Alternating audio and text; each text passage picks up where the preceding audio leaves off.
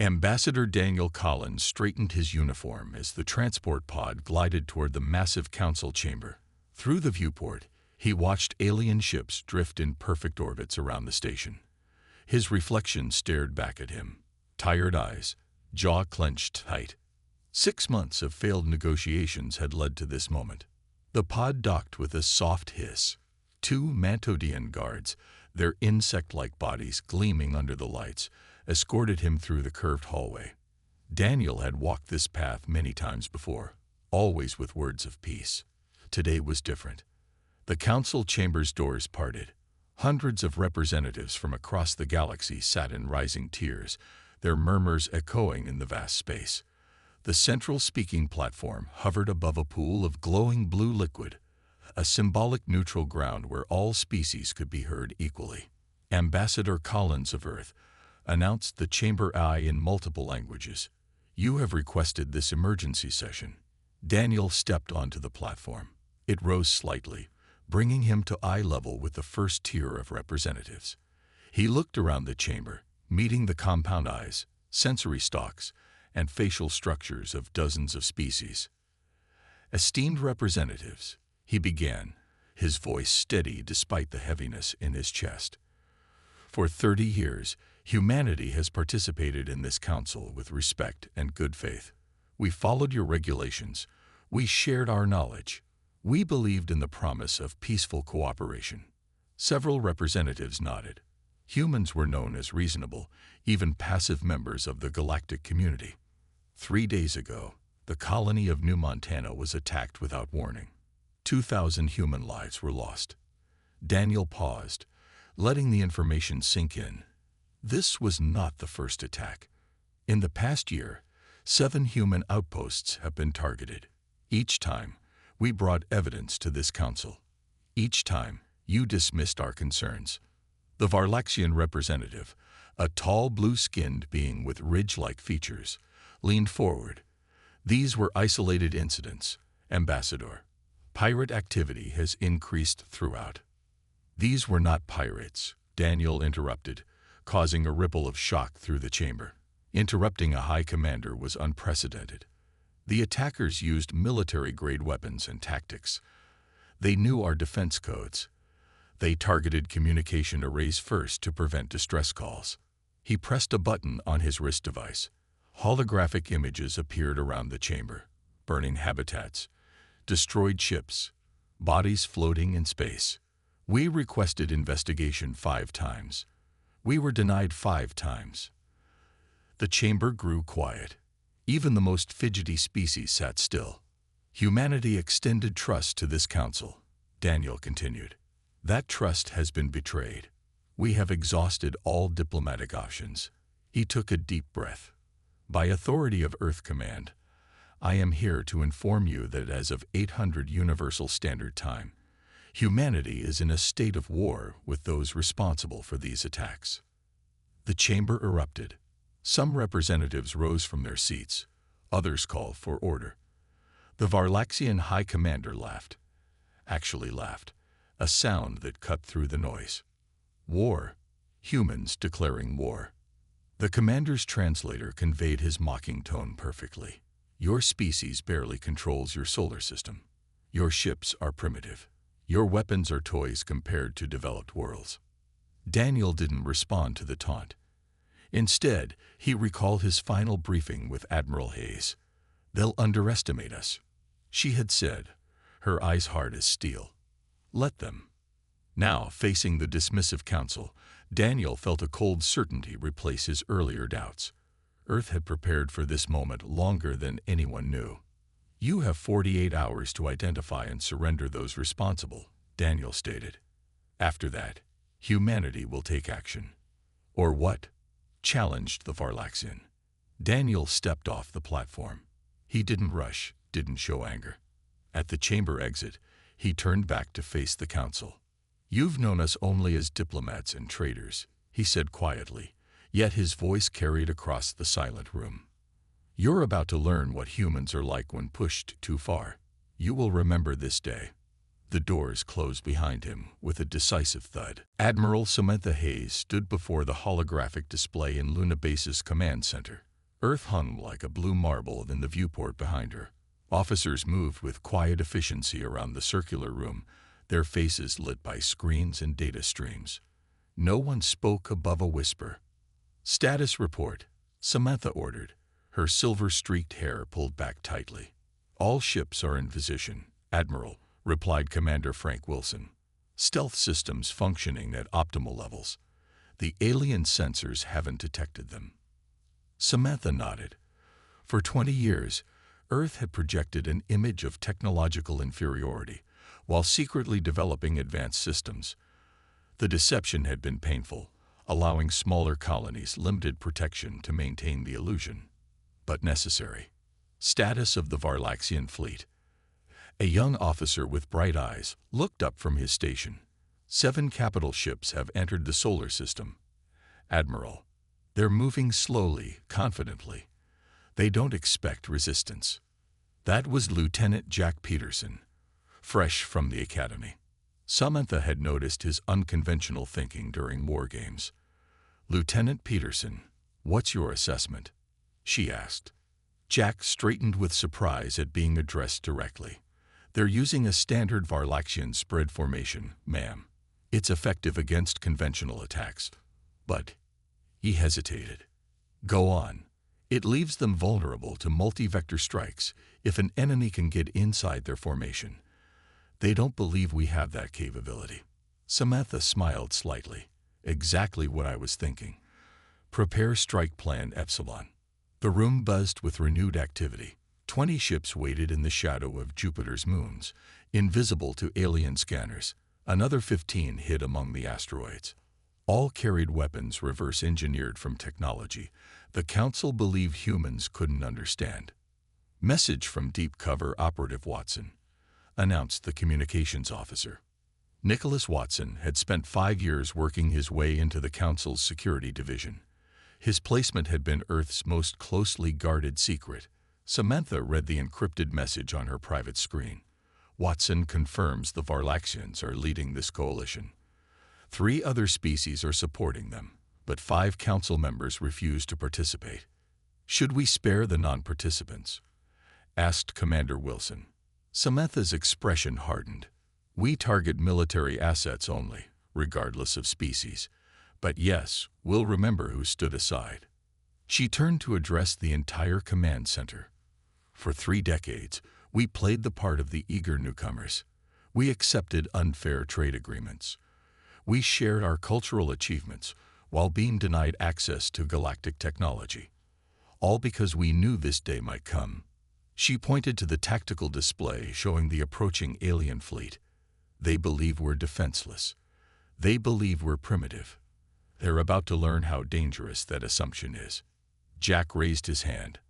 "Admiral, I have a suggestion for improving Epsilon." In another military, a lieutenant wouldn't dare offer tactical advice to an admiral. But Earth's forces had abandoned such rigid hierarchies. Another secret advantage. "Let's hear it, Lieutenant." Jack stepped forward, adjusting the holographic display. "If we reposition these 3 squadrons here and here, we create a false weakness. When they move to exploit it, our Jupiter forces can strike their engines simultaneously." Samantha studied the plan, nodding slowly. "Make it happen." As officers rushed to implement the modified strategy, Samantha stared at Earth through the viewport. So beautiful, so seemingly fragile. The aliens thought humans were soft because they valued peace. They never understood that humans pursued peace precisely because they excelled at war. "Fleet reports ready, Admiral," said Commander Wilson. Samantha drew herself up. The weight of humanity's future rested on her next words. "Commence Operation Revelation." Across the solar system, human ships powered up their engines. The trap was set. The hunters were about to become the hunted. Captain Laura Mitchell watched the enemy fleet through the main view screen of her ship, the Defiance. The Varlaxian vessels approached Earth with complete confidence. 7 massive warships flanked by dozens of smaller craft. Their hulls gleamed with a blue-green iridescence, covered in weapon ports and shield generators. "They're not even in combat formation," Laura observed, her voice calm despite the tension in the air.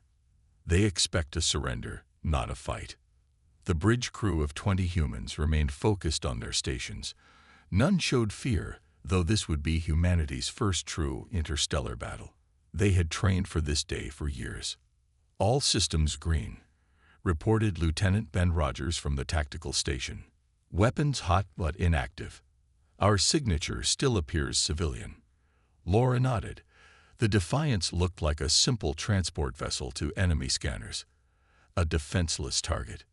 In reality, it carried enough firepower to destroy a small moon. Enemy communication incoming, called out the communications officer.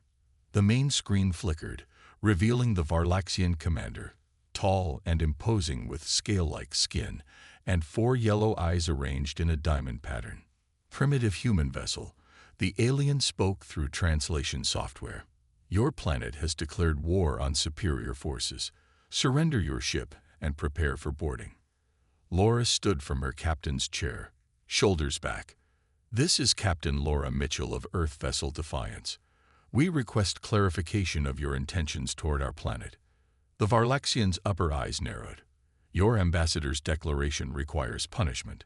Earth will become a protectorate under proper guidance. Resistance means destruction. Laura cut the transmission with a gesture.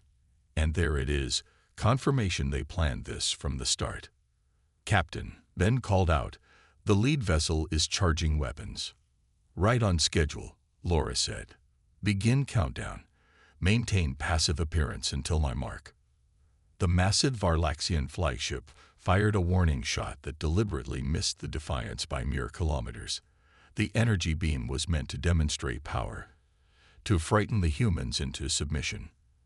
They're hailing again, said communications. Laura shook her head. Ignore it.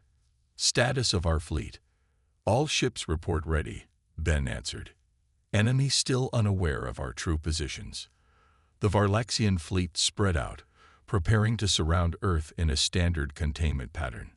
They remained oblivious to the human vessels hiding throughout the solar system, waiting for the signal. 5 seconds to optimal position. Ben counted down. Laura took a deep breath. Send the activation code. All ships execute. Across space, human vessels dropped their camouflage. The Defiance transformed too. Weapon ports opening. Engines flaring to full power. Advanced shields snapping into place around the suddenly threatening warship. Target their propulsion systems, Laura ordered. Fire pattern Alpha. The Defiance unleashed a barrage of energy weapons that sliced through the nearest Varlaxian cruiser shields as if they were paper. Simultaneously, Earth ships emerged from hiding places throughout the solar system, attacking from all directions. The Varlaxian commander's face appeared on screen again, now showing shock and confusion. Impossible. Your technology is far beyond what you believed. Laura finished for him. That was your mistake. The battle unfolded with brutal efficiency. Human ships darted between the larger alien vessels, focusing fire on engines and weapons. 3 enemy ships were disabled in the first 5 minutes. But the aliens recovered quickly. Energy beams lashed out, catching 2 human vessels. Laura watched as they exploded, feeling each loss like a physical blow. Evasive pattern Delta, she commanded. Concentrate fire on their flagship. The Defiance rolled and dove, avoiding enemy fire while closing distance to the Varlaxian command ship. Throughout the solar system, the battle raged. Humanity's first interstellar war had begun with a devastating surprise attack. On the Galactic Council station, representatives watched in stunned silence as battle reports came in. The species that had dismissed humans as weaklings now witnessed the consequences of their arrogance. The war had just begun, but the message was clear. Humanity would not go quietly. Ambassador Daniel Collins returned to the Galactic Council chamber 3 weeks after his declaration of war. This time, the atmosphere was completely different. Gone was the dismissive attitude. Now, representatives watched him with wary eyes and tense postures. The chamber had physically changed too. Several delegation pods sat empty, those belonging to species that had sided with the Varlaxians. Others had moved their positions, clustering together in new alliances. The once unified council was fracturing.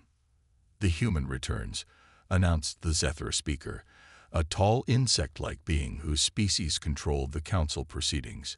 "You have requested this audience after your military actions. The council recognizes Ambassador Collins." Daniel stepped onto the central platform. His face showed the strain of recent weeks, but his voice remained steady. "I come not to gloat over our victories, but to extend an opportunity," he said. "Earth has confirmed which species participated in the attacks on our colonies. We have no quarrel with the rest of you." Murmurs spread through the chamber. The Varlaxian pod remained conspicuously empty. Their representatives had fled after the first battle. A slender, pale blue alien rose from her seat, Ambassador Leonar of the Eldurians, a species known for their commitment to peace and their advanced medical knowledge. "The Eldurian sphere denounces the unprovoked attacks on human settlements," she announced. "We have reviewed the evidence. We believe humans have responded as any sovereign species would. The Eldurians extend an offer of alliance." This caused an explosion of voices. The Eldurians were highly respected, and their support legitimized the human position. 3 more species stood to announce their alignment with Earth. Others declared neutrality. A few, those most closely tied to the Varlaxians, voiced opposition. Daniel noted each response carefully. Behind his diplomatic expression, he was mapping the new political landscape of the galaxy. From a side entrance, an unusual figure approached. Kreenar, a renowned diplomat from the ancient Moraki species. The chamber quieted as he moved toward Daniel. The Moraki had largely withdrawn from galactic politics centuries ago, making this appearance extraordinary. "Human," Kreenar said, his translator conveying his deep, resonant voice. "My people have watched from afar. We observed how the Council treated Earth unfairly. We saw the deliberate provocations." Daniel raised an eyebrow. "You knew about the attacks." "We suspected," Kreenar replied. "The Varlaxians and their allies have done this before. They identify promising species, isolate them, then provoke a response that justifies conquest." Kreenar turned to address the entire council. What they did not expect was humanity's hidden strength. "Now listen carefully. This human species represents something we have not seen in millennia, a force that can rebalance our galaxy." The council erupted again, but Kreenar raised a hand for silence. "The Moraki offer knowledge and support to Earth," he continued. "We believe humans, despite their youth among the stars, possess wisdom other species have forgotten." Daniel felt the weight of this moment. Earth had expected to fight alone. Now potential allies were emerging from unexpected places. "We accept the Eldurian and Moraki offers with gratitude," Daniel said carefully. "To others who wish to stand with us or remain neutral, Earth extends peaceful relations. We seek justice, not endless war." As the session continued, representative after representative approached to establish private communications with Earth. The chamber, once unified against humanity, now buzzed with new alliances forming. Later, in a private meeting room, Daniel sat with Kreenar and Leonar. "You must understand," Kreenar said quietly. "Some on the council deliberately pushed for your isolation. They feared human potential." Daniel nodded slowly. "And now?" "Now," said Leonar, "they fear human power instead. But we see opportunity where they see threat." Daniel looked out at the stars visible through the viewport. Earth had entered the galactic stage through war, but perhaps with these new allies, they could eventually build something better than what came before. Commander Ryan Williams stood on the bridge of the Invincible, Earth's newest and most advanced warship. Through the reinforced viewport, the binary stars of Proxima Centauri burned against the blackness of space. This system, humanity's first interstellar colony, had become the front line in the expanding war. "Enemy fleet detected," announced the sensor officer. 23 Varlaxian warships, plus support vessels from their allies. "They're approaching in attack formation." Ryan studied the tactical display. The enemy force outnumbered his fleet 3-1. But numbers alone wouldn't decide this battle. All ships, battle positions, he ordered. Activate the Artemis Protocol. Throughout the human fleet, hidden systems came online. The Invincible shuddered slightly as its revolutionary gravitational manipulators powered up. Technology reverse-engineered from ancient artifacts found beneath the Martian surface. The aliens had no idea humans possessed such capabilities. "Sir, we're being hailed," said the communications officer. The screen showed a Varlaxian commander, flanked by representatives from 2 allied species. "Human forces," the Varlaxian said, mandibles clicking with contempt. "Your initial victories were lucky surprises. Now you face the full might of our combined fleets. Surrender this system or be destroyed." Ryan met the alien's compound eyes without flinching. "We will not surrender our home. Not today. Not ever." He cut the transmission and addressed his bridge crew. "They expect us to fight conventionally. Let's disappoint them." The human fleet spread out in a defensive formation around the colony. Civilian ships had already evacuated most inhabitants, but thousands remained in the underground shelters. Ryan wouldn't abandon them. "Enemy ships launching fighters," reported Tactical. "Main vessels powering weapons." "Wait for them to commit," Ryan instructed. "Hold position." The enemy advanced with overwhelming force. Their first salvos slammed into the human defensive line, destroying 2 smaller vessels immediately. Return fire from the human fleet seemed ineffective against the larger alien ships. On the Invincible's bridge, a junior officer looked concerned. "Sir, their shields are absorbing our conventional weapons." "As expected," Ryan replied calmly. "Continue conventional fire for 2 more minutes." The battle intensified.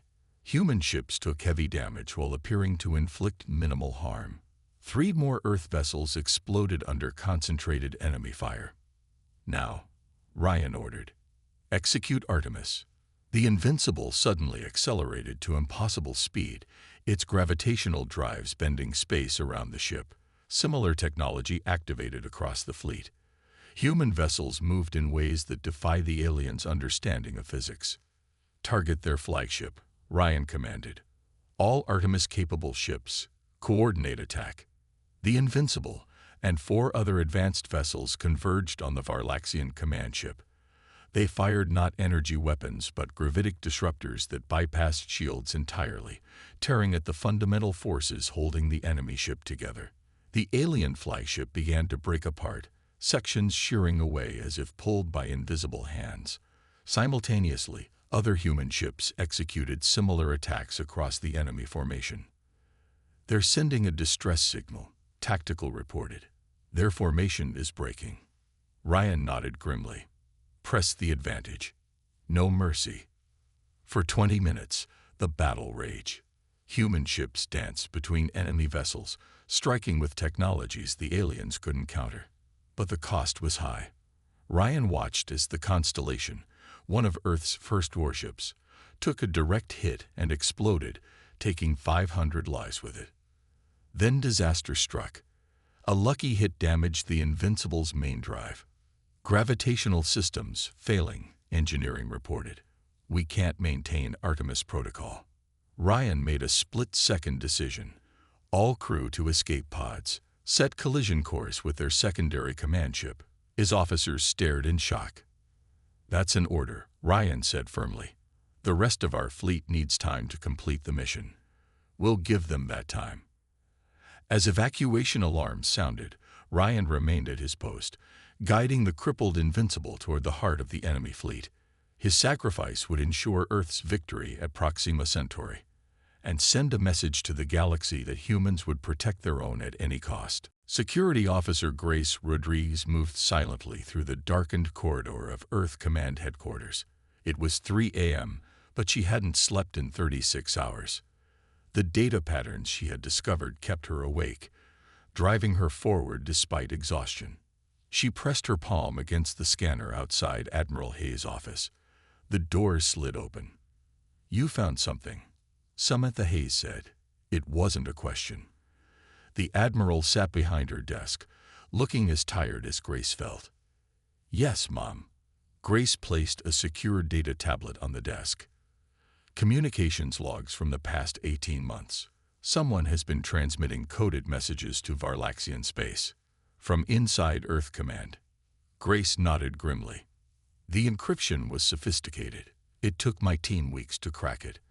But we've confirmed someone high-ranking has been feeding our enemies information about our true military capabilities." Admiral Hayes' expression hardened. "A traitor." "Multiple traitors," Grace corrected.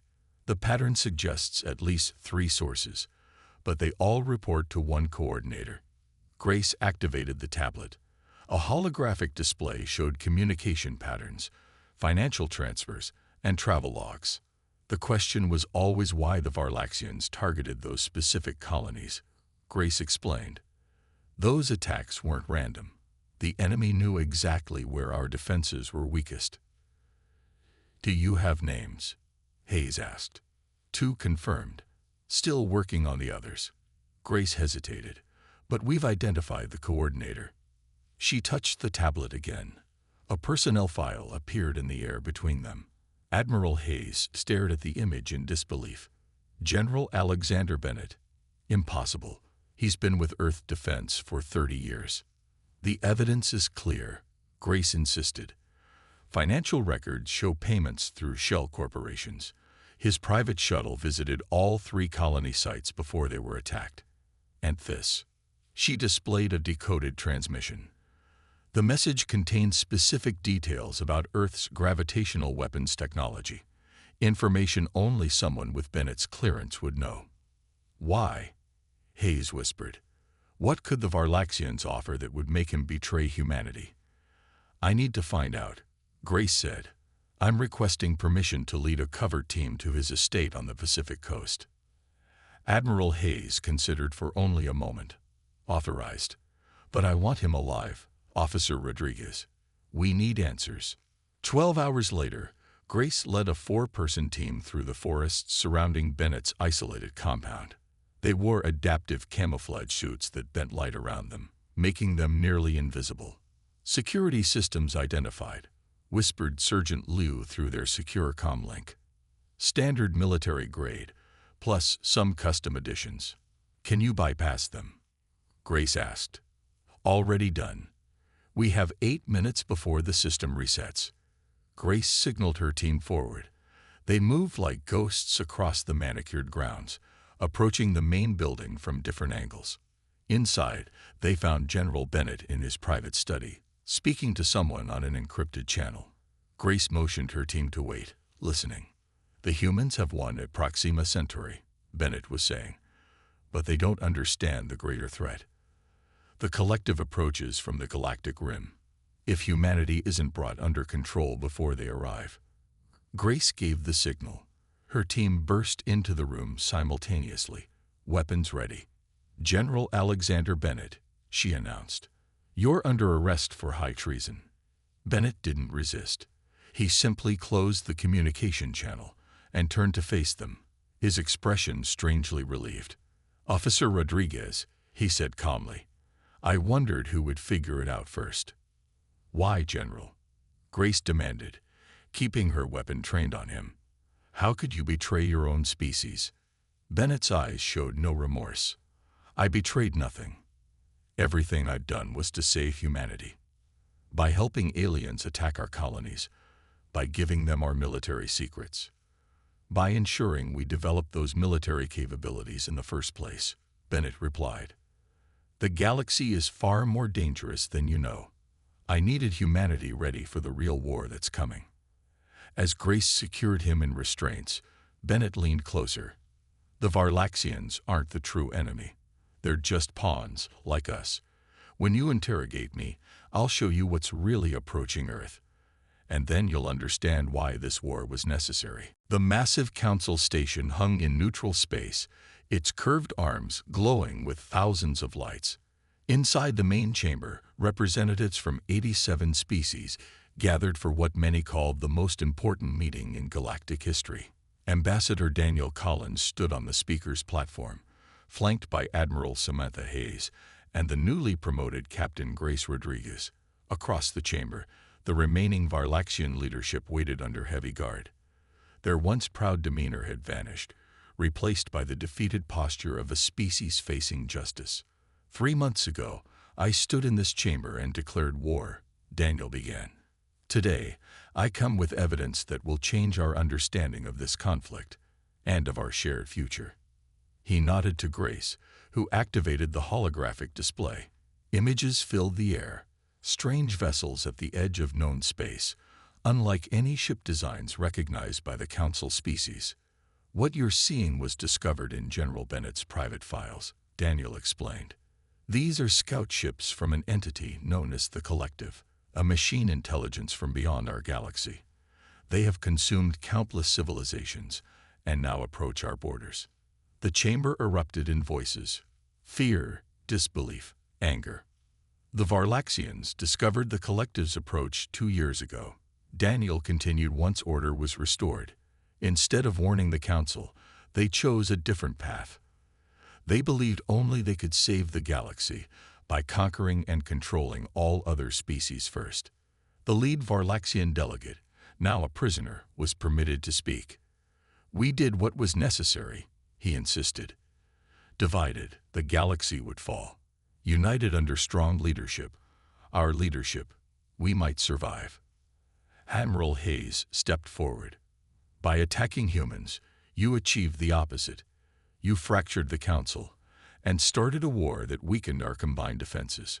Daniel raised his hand for attention. What General Bennett and his co-conspirators realized was this: the Varlaxians were right about the threat, but wrong about the solution. We don't need conquest. We need genuine unity. The evidence continued to display: intercepted communications, sensor readings, analysis of destroyed outposts at the galaxy's edge. The Collective was real, and it was coming. Humanity proposes a new path forward, Daniel announced. Not the old Council system that allowed powerful species to dominate others. Not the Varlaxian vision of forced unity. Instead, a true alliance where each species contributes according to their strengths. One by one, representatives responded. The Eldarians pledged their medical technology. The warrior Krelthak offered their battle fleets. The ancient Moreki promised to share knowledge they had kept hidden for millennia. As the session continued, the framework for a new galactic order took shape. Former enemies found common purpose against a greater threat. The Varlaxian prisoners, after providing all intelligence on the Collective, were granted limited amnesty in exchange for their cooperation. 1 year later, Daniel stood on the observation deck of Unity Station, the new headquarters for the Galactic Alliance. Below him, ships from dozens of species moved in coordinated patterns, conducting joint training exercises. Engineers from 10 different worlds worked together on revolutionary defense systems, combining technologies no single species could have developed alone.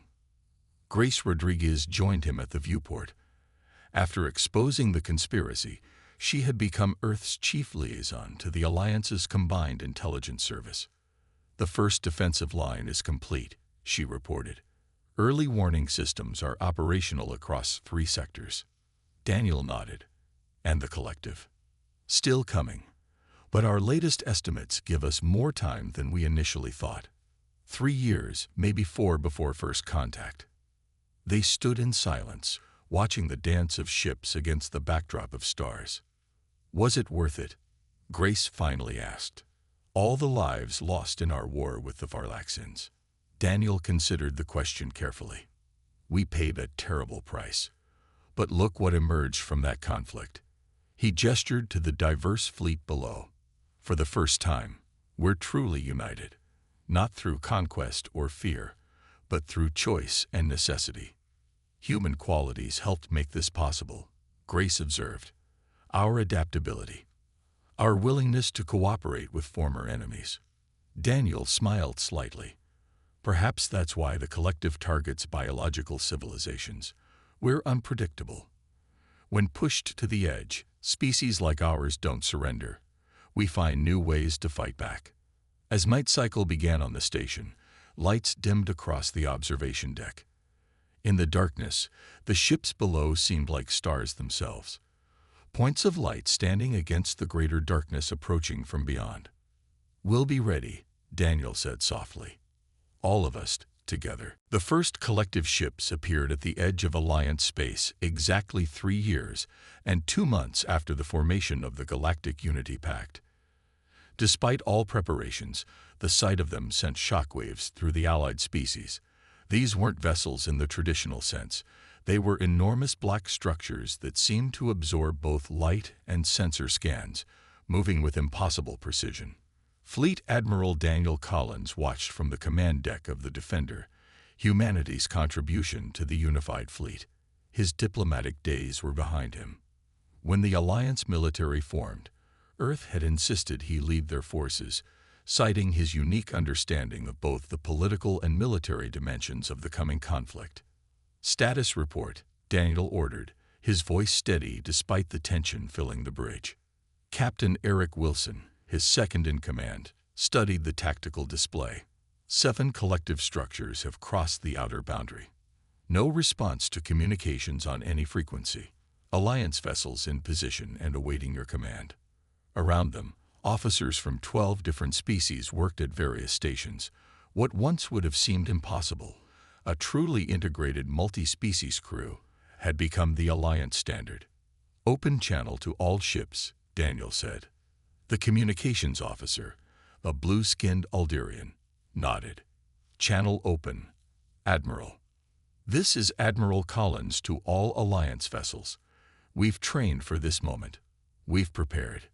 Every species standing together represents our greatest strength." Daniel paused, then continued with determination. "Remember, these are not living beings as we understand them. They are machines with one purpose: to consume and convert. Show no hesitation. Commence Operation Shield Wall." Throughout the sector, 500 ships moved into formation. The fleet represented the largest combined force in galactic history, former enemies now fighting side by side against extinction itself. The collective structures accelerated suddenly, moving with impossible speed toward the Alliance fleet. "Energy spike detected," shouted the Krelvac sensor officer. "They're deploying some kind of."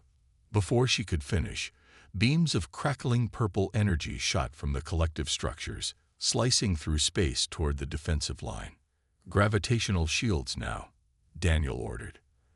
The technology that humans had once hidden, now shared and improved upon by Alliance engineers, activated across the fleet. The purple beams distorted and curved around the ships, mostly missing their targets. Mostly, but not entirely. 3 vessels at the edge of the formation erupted in silent explosions. "Return fire, all batteries," Daniel commanded. "Focus on the lead structure." The Alliance fleet responded with devastating force. Weapons of a dozen different designs. Energy beams, gravitational disruptors, quantum missiles, converged on the foremost collective structure. For several seconds, it seemed unaffected. Then a visible crack appeared in its surface, spreading quickly until the entire structure shattered into countless fragments. A cheer went up across the bridge. Daniel silenced it with a raised hand. "One down. Continue the attack." The battle intensified as the remaining collective structures split apart, revealing smaller attack craft that swarmed toward the Alliance ships. The fighting became chaotic, both sides taking heavy losses. Hours later, as the first wave of the battle subsided, Daniel stood in the wreckage of the Defender's bridge. Emergency systems kept the air breathable, but many stations were destroyed. 28 crew members had died. Across the fleet, hundreds more had perished. But they had won. The first collective attack had been repelled, though at terrible cost. Eric Wilson limped to Daniel's side, his uniform torn and bloodied. "They'll be back," he said quietly, "and in greater numbers." Daniel nodded, watching as rescue ships moved among the damaged vessels. "Yes, but today we proved something vital. They can be defeated." He turned to face the survivors on his bridge. This was only the beginning. The collective expected to find divided, conquerable species. Instead, they found the Alliance, We've shown them that this galaxy will not fall easily." As repair teams began their work, Daniel looked out at the stars. The path ahead would be long and bloody, but for the first time since learning of the collective threat, he felt genuine hope. United, they might actually survive.